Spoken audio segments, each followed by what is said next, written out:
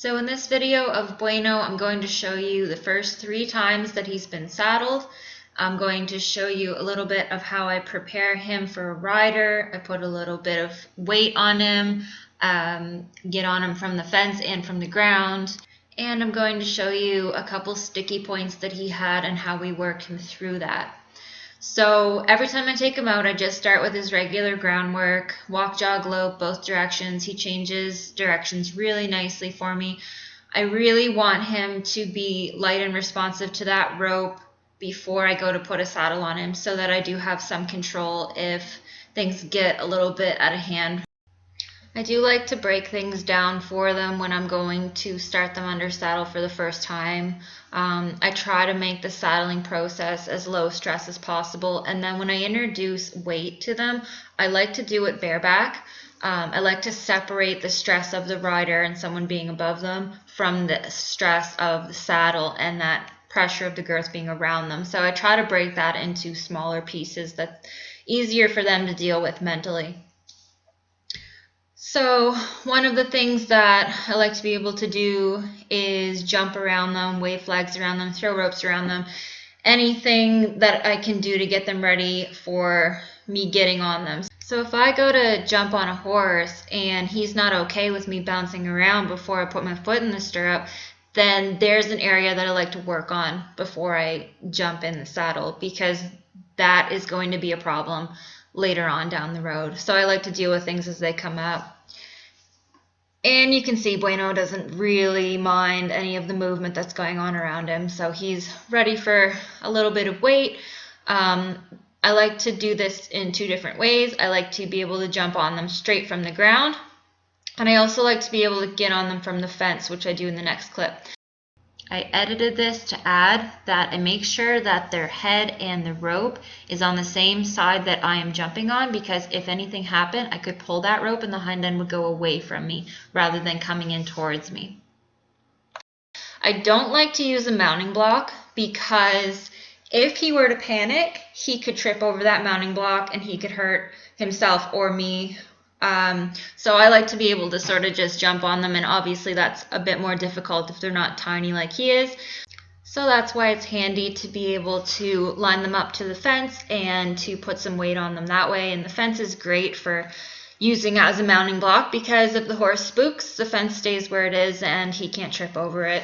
So I like to get him to where he understands that he needs to line himself up parallel to the fence. So what I'm doing here is asking him to move his hip over, and as soon as he steps that hip over and lines himself up to the fence, I leave him alone. Every little step in the right direction, he gets a little break. I rub on him, let him know that this is a good place to be. And when I'm starting horses in this and starting to teach them to line up with the fence, I might just sit up there and love on them for 10 or 15 minutes and then put them away. I really want that place to be a good place to be. So after he's good about standing there, I like to reach my leg over or my arm over and give him something to see out of that offside eye. And that's an area where a lot of horses will panic the first couple times they see that. All of a sudden, they see something go towards them out of their left eye, and then it appears in their right eye and it startles them. So you'll notice that when I put a leg over him or I put a little bit of weight on him, I still have one foot and one hand on the fence, so that if he jumps out from under me, I can still catch myself and pull myself back towards the fence. So I do a little bit of this every day with him right before I put him away. Now here I wanted to get him used to the girth pressure before I actually put the saddle on him. So what I'm doing with this rope is I'm just going to set it on his back and get him used to having something that travels with him that's a little bit different feeling. I'm going to let it slip down over his hind end. If you've ever ridden rope horses or done any roping, you know that you want the horse to be okay with the rope falling just about anywhere over his body. A lot of horses get really touchy when things are hanging off their back end, so I just want to take care of that in the beginning with him, and he's fine with it. So give him a little pet, and then I'm going to ask him in a minute to step back through that rope so that it's then around his belly. And once I have him there, I'm just going to take the slack out of it, going to the other side, and now that's right where the girth is going to be. So I'm just going to use this to put some pressure on him and get him used to the feeling of pressure being kind of squeezing around his girth, right where the saddle is going to be. And I want to get him used to that pressure at all of his gaits so that it's not so startling when the saddle is there and giving him the same pressure. And he was absolutely fine with this. It didn't bother him at all. He didn't buck. He wasn't too concerned about it. And I try to do as much as I can to prepare them for the saddle, but you know, there's only so much you can do. And at some point you do have to put the saddle on them, and they do have to get used to the big, noisy thing flapping around on their back. And there's only so much you can do to prepare them for it. But I felt like he was doing pretty good. I had done the saddle pad in a previous video.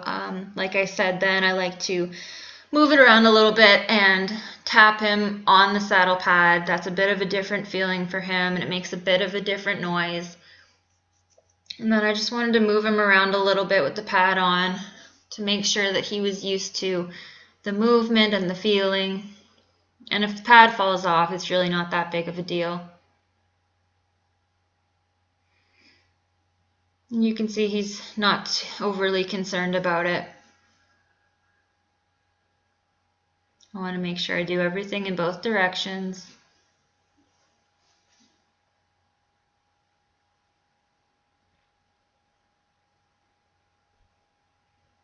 He's a very sensitive horse, but at the same time, he can be a little bit lazy if he doesn't want to go, which is fine.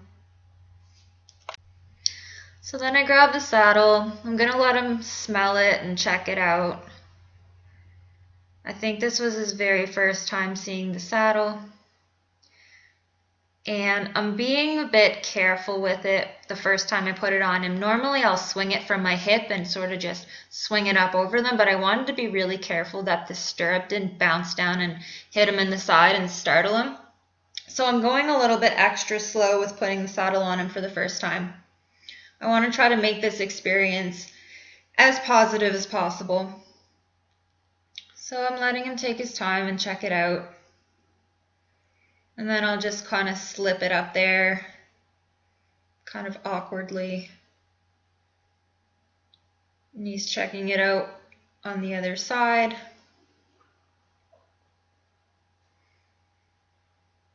Now, when you first saddle them, you want to make sure that that girth is done up tight enough. There's nothing worse than having a saddle that isn't tight enough and it slips down under their belly. Thankfully, I've never had it happen to me, but I've had a lot of people warn me about it. So one of the things I do is I make sure that I do that girth up tight enough. Yes, that might cause them to buck, but it's better than having the saddle slip down under them. So I've prepared him really well. He didn't buck at all, actually. He was a little bit scared of the saddle, and I'll show you this in this clip.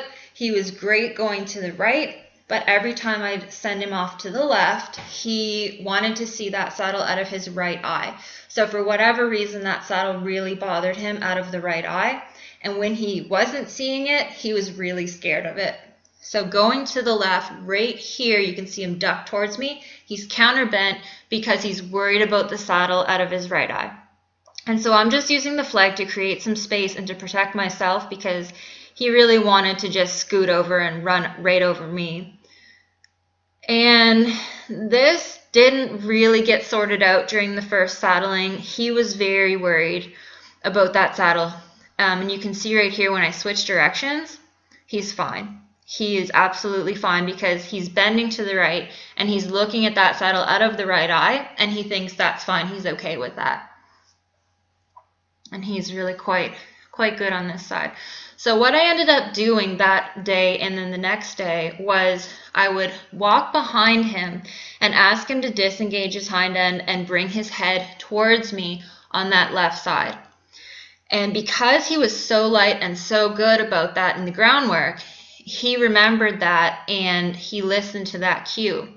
And so I went really, really slowly with him. And every time he would get tense or scared, going right here, I'd slow everything down and I'd ask him to move his hip away from me, move his head in towards me, and roll that hind end away. And that is what started to get him thinking, okay, this is okay. I don't have to see the saddle out of my right eye. It's not going to eat me. And then he started to really listen to me more than spook at the saddle. And it took me about an hour of breaking things down really slowly for him on this side. And you can see him trying to look to the right. And then I ask him to move that hip over and he focuses back on me. So I did a lot of that at a really slow pace, and then I eventually, and you'll see here, moved him forward into a walk. And every time he'd panic, I'd protect myself from him running me over, and then I'd slow him back down, ask for that head, and then ask for that hip. And he got really quite good, quite fast. You can see him getting a little bit more supple here. A little bit more okay with things. This was the second saddling, day 2. And he's changing direction really nicely for me, thinking things through a little bit more. That was really nice, facing up to me. And now here you'll see a clip of day 3. This was his third saddling, and he's pretty well over that saddle. It's not really bothering him too much. I'm still asking for that hip to go away from me. I want that all the time anyway. And he's moving out into a jog, a little bit bent to the outside, but not too bad, creating some space between him and I. He's doing really, really good here.